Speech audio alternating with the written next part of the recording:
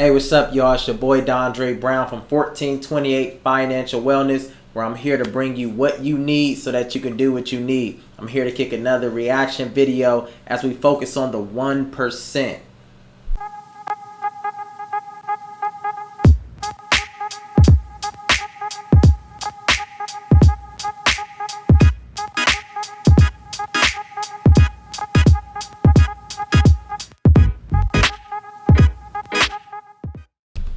Hey, welcome to my channel. It's your boy Dondre Brown from 1428 Financial Wellness. If you haven't had an opportunity, click that subscribe button, but also take a chance to look at the other videos that I have on my page. My goal is to bring you what you need so that you can do what you need. I'm here to react to a video that talks about the top 1%, but this title really got me because it said I'm black and I'm a member of the 1%. So I'm not going to waste any more of y'all's time. I'm going to jump into this video. What are the stereotypes of the 1%? Whoa. What are the stereotypes of the 1%? Think about what you learned growing up or what you even know now about the 1%, right? Who are the 1%? Who makes up the 1%? Entitled, Selfish, me, white, they don't play by the rules, not thinking about others that may have come from a different side of the track. So this video is already starting off breaking down some of the stereotypes behind the 1%, right? Selfish, right? Don't play by the rules. They say that we live in America and there's a system, right? The 1% has found a way to jump through that system and overcome some of those obstacles. And then more importantly, white, right? Growing up as a black kid in the inner city, the only people I thought that was wealthy was white people. So it'll be interesting to see what this video has to bring.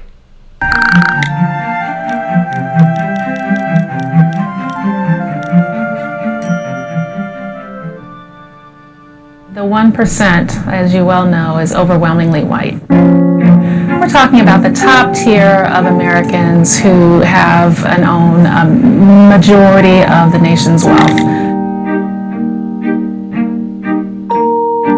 These are people who are uber rich. There are a few African Americans who have made it to that tier, but compared to the number of whites in the 1%, they are literally a percent of the 1%. Wow. So this is information that, you know what I'm saying, we assume, right? But to see that African Americans are 1% of the 1%, right? Think about that. Right, so thinking about all these people, all these celebrities, all these African-American celebrities that have all this money, they're not even a part of that 1%, right? But we know some big people like Jay-Z, Oprah, and Michael Jordan are. But that's crazy to know that African-Americans are 1% of the 1%. So why is the 1% so white? It has to do with something called the racial wealth gap. For every dollar of wealth held by the typical white household, the typical African American household owns only 6 cents of wealth. 6 cents. You heard right. So how did we get here?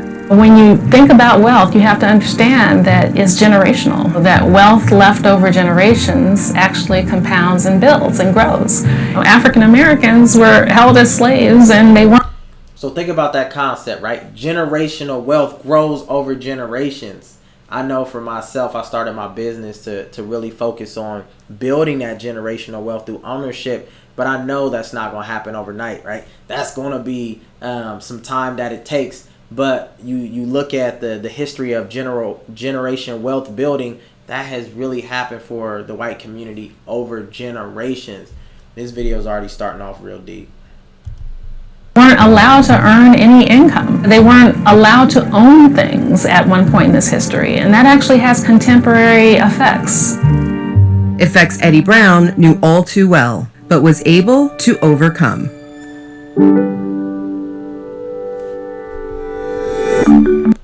Then we bought the... Hold up.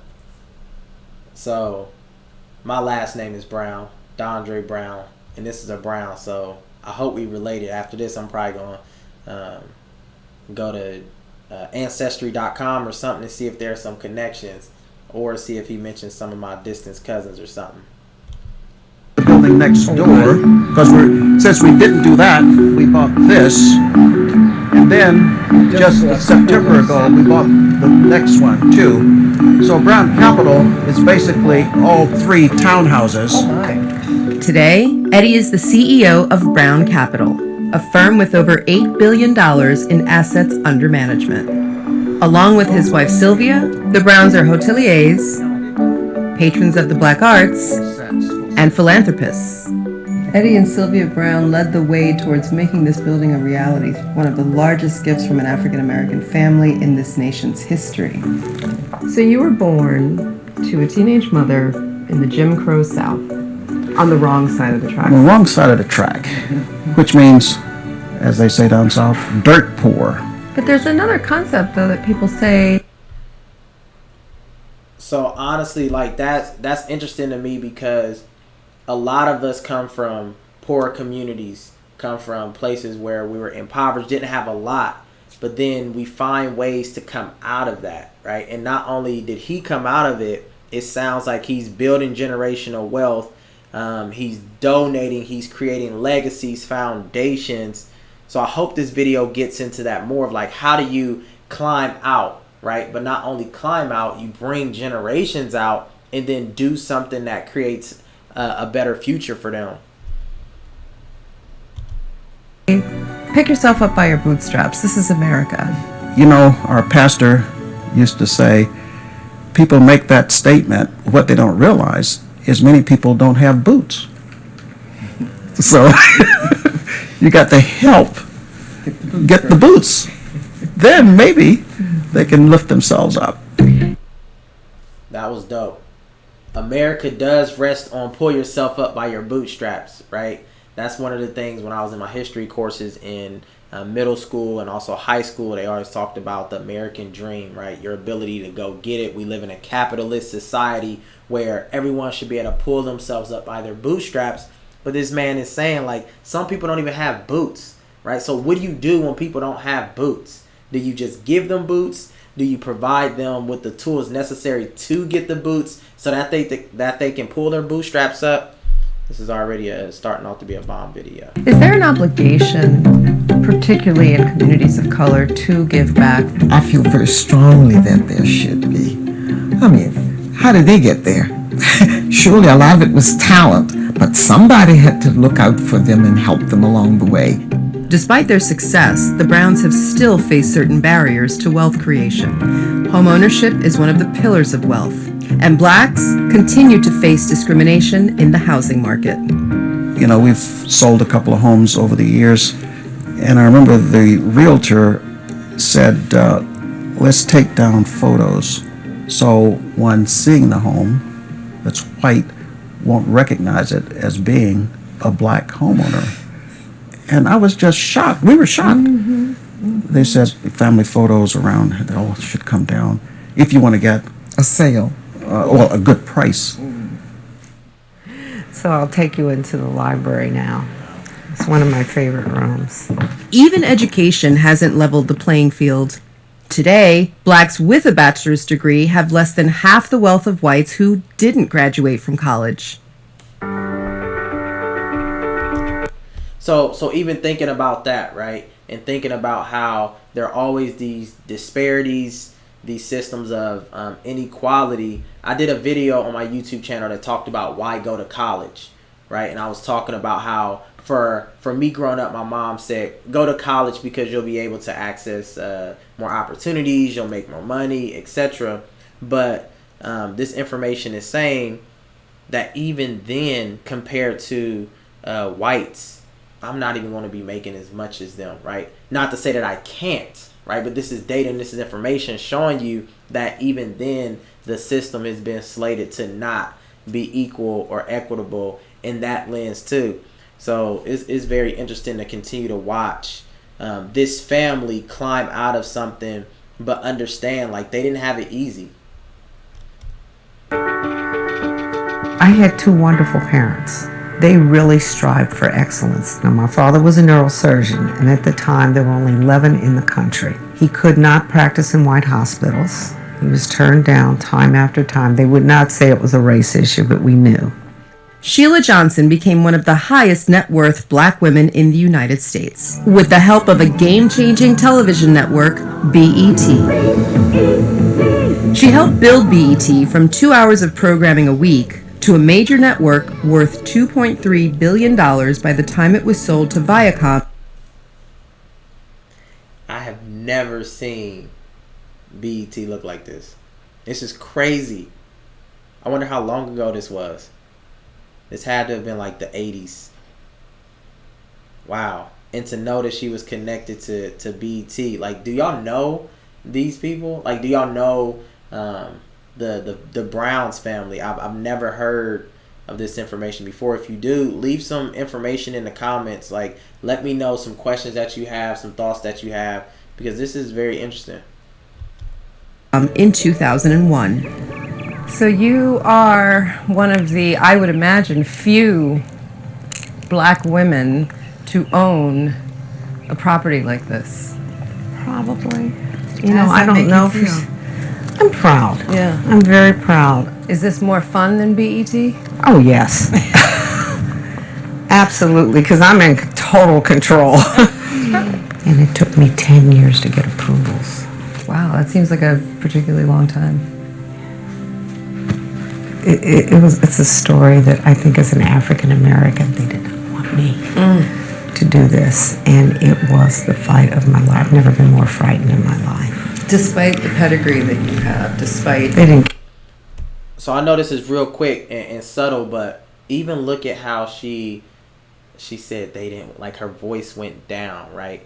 We are so accustomed to lowering our voice when we talk about things that we believe are against us and trying to be politically correct, right? And not being able to just call it and name it out loud, but even being conditioned to whisper in a space. I know she's in a building and it's I see a white person right there, but you have to lower your voice and say, like, if they didn't want to give, like, that's crazy. Like, how do we get out of that world? Care. They didn't care. If you are a person of color, you can have as much money as you want. You're still who you are. And that was a lesson I really learned. But there is a loneliness that very wealthy African Americans do feel in their lives. When it all comes down to it, there are very few people in that category. How do we diversify?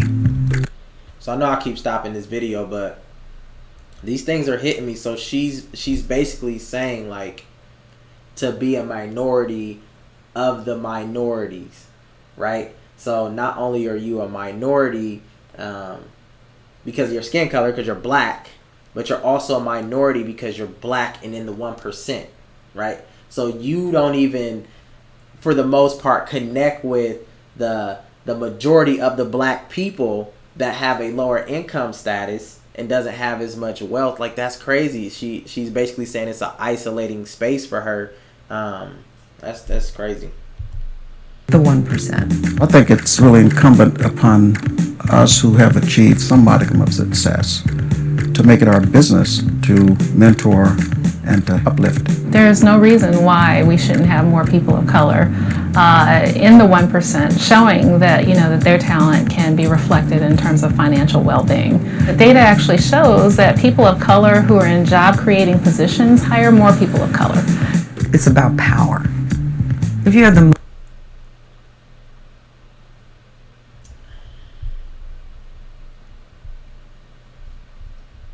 That people of color who are in job-creating positions hire more people of color. it's about power.